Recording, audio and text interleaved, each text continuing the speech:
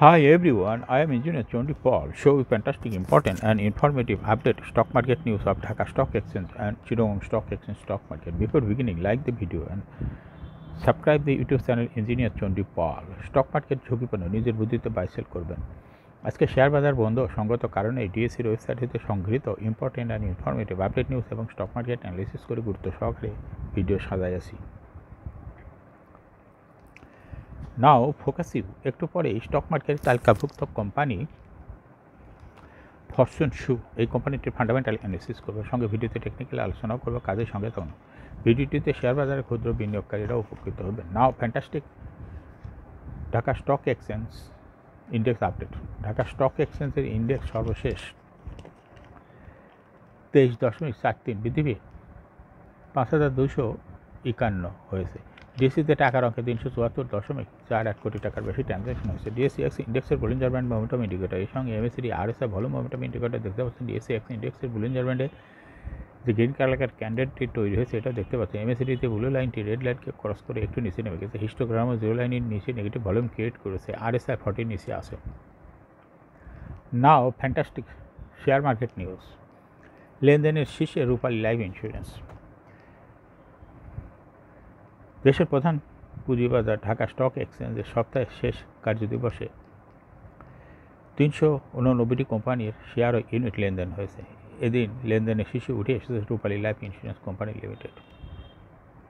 রূপালী life insurance 12,56,93,000 টাকা share লেনদেন হয়েছে।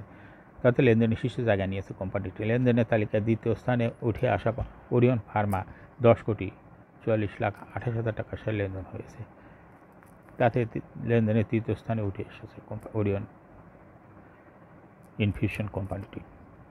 লেনদেনের শীর্ষে তালিকায় থাকা অন্য কোম্পানিগুলোর মধ্যে রয়েছে এশিয়াটিক ল্যাবরেটরিজ, আলিফ ইন্ডাস্ট্রিজ, বিস hatchery, Reliance One, E generation, Sonali Paper and Board Mills, Golden Sons Limited share লেনদেন হয়েছে। পুঁজিবাজারে তালিকাভুক্ত কোম্পানি বারাকা পাওয়ার লিমিটেডের পরিচালনা পর্ষদের নতুন চেয়ারম্যান নির্বাচিত হয়েছেন মঞ্জুর কাদের শফি। কোম্পানিটির পরিচালনা পর্ষদ মঞ্জুর কাদের শফিকে কোম্পানির চেয়ারম্যান হিসেবে নির্বাচিত করেছেন। পরিচালনা পর্ষদ মঞ্জুর কাদের শফিকে আজ থেকে আগামী 5 বছরের জন্য উক্ত পদে নির্বাচিত করেছেন। ব্র্যাক ব্যাংকের লভ্যাংশ অনুমোদন। 2023 হিসাব বছরের জন্য ঘোষিত 10% নগদ এবং 10% বোনাস লভ্যাংশ অনুমোদন করেছে পুঁজিবাজার তালিকাভুক্ত ব্র্যাক ব্যাংক পিএলসি। ভার্চুয়াল প্ল্যাটফর্মের মাধ্যমে অনুষ্ঠিত কোম্পানির 25তম সাধারণ সভায় 2023 সালে অনিকেত আর্থিক প্রতিবেদন সর্বসম্মতিক্রমে গৃহীত হয় এবং বিনিয়োগকারীদের জন্য নগদ লভ্যাংশ অনুমোদন করা হয়। সিটি ব্যাংকে চেয়ারপারসন মেহেরিয়ান এম শাহর সভাপতিত্বে এজিএমে আরও উপস্থিত ছিল।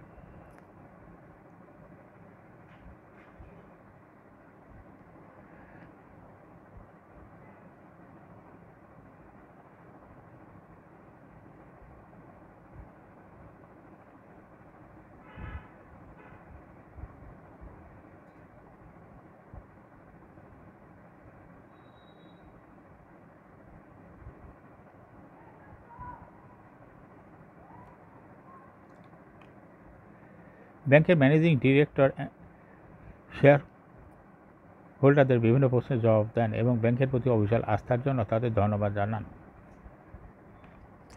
ব্র্যাক ব্যাংক এককভাবে 730 কোটি টাকা মুনাফা করছে। 2022 সালে যার পরিমাণ ছিল 576 কোটি টাকা। সাপ্তাহিক লেনদেনের শীর্ষ 10 share.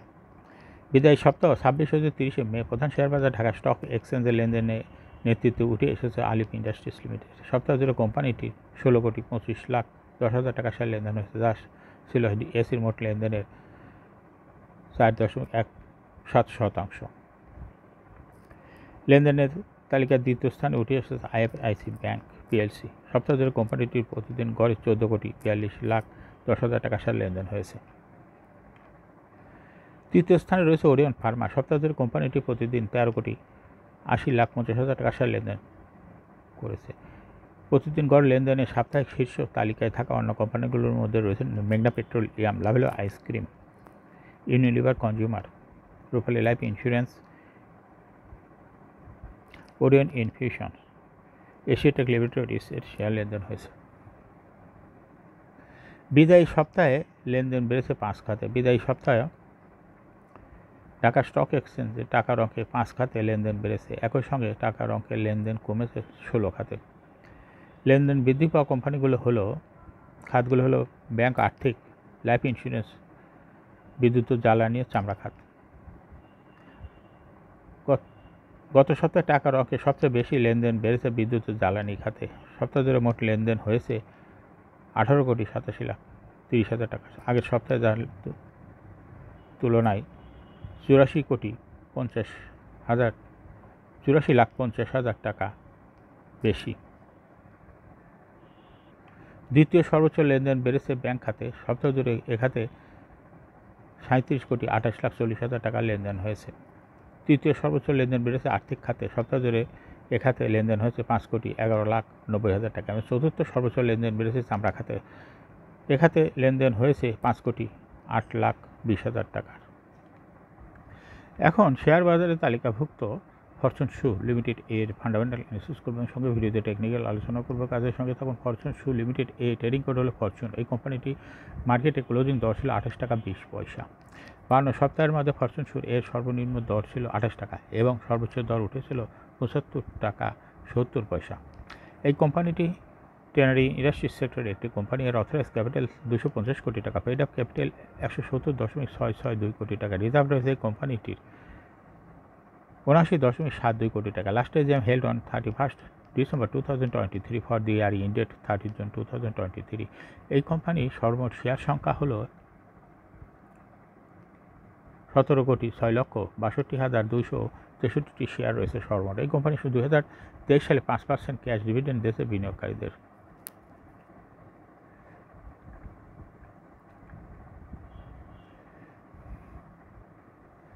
Price earning ratio based on latest audited financial statement in the year 30th May 2024, P ratio হলো 26.86। Financial performance as per audited financial statement in the year 2019 সালে ইপিএস ছিল 1.75, 20 সালে 0.8, 21 সালে 1.59, 22 সালে 2.3 এবং 2023 সালে 1.05। ফরচুন শু এই কোম্পানিটি ইপিএসের গ্রোথ ভালো। এনএভি পার শেয়ার 2019 সালে ছিল 15.28, 20 সালে 13.63, 21 সালে 14.24, 22 সালে 14.3 এবং 2023 সালে এনএভি পার শেয়ার হয়েছে 14.56। অর্থাৎ ফরচুন শু এই কোম্পানিটির এনএভি পার শেয়ার গ্রোথ ভালো। প্রফিট 2019 সালে প্রফিট করেছিল 21.855 কোটি টাকা, কিন্তু 2023 সালে প্রফিট কিছুটা কমে হয়েছে 17.9988 কোটি টাকা। এই কোম্পানিটির ডিভিডেন্ড ইল্ড হলো 0.66। লিস্টিং এর এই কোম্পানিটি 2016 সালে শেয়ার বাজার তালিকাভুক্ত হয় market category B. Share holding percentage as on 30 June 2023, sponsor director hold করতেছে 30.93% শেয়ার। গভর্নমেন্টের কাছে কোনো শেয়ার নাই, ইনস্টিটিউশনের কাছে ছিল 20.42% share. Share holding percentage as on 30 April 2024 ইনস্টিটিউশনের শেয়ার হোল্ডিং পার্সেন্টেজ কিছুটা কমে হয়েছে 19.05% শেয়ার। এই কোম্পানির কোনো শেয়ার ফরেনের কাছে নাই।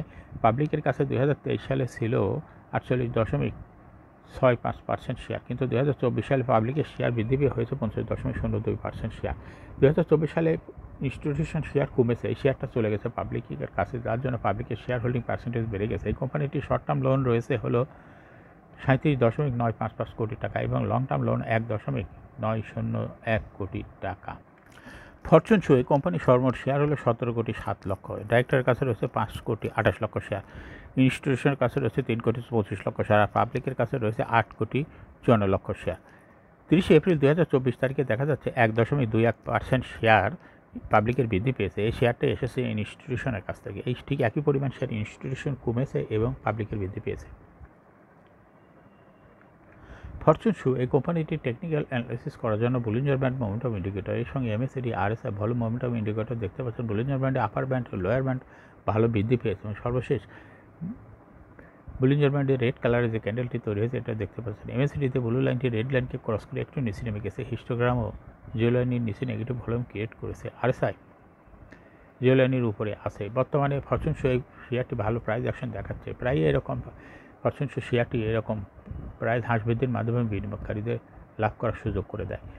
এরকম fantastic important and informative update news video নিয়মিত দেখতে ইউটিউব চ্যানেল ইঞ্জিনিয়ার চন্ডী পাল এটা সাবস্ক্রাইব না করে থাকলে আপনি সাবস্ক্রাইব করুন।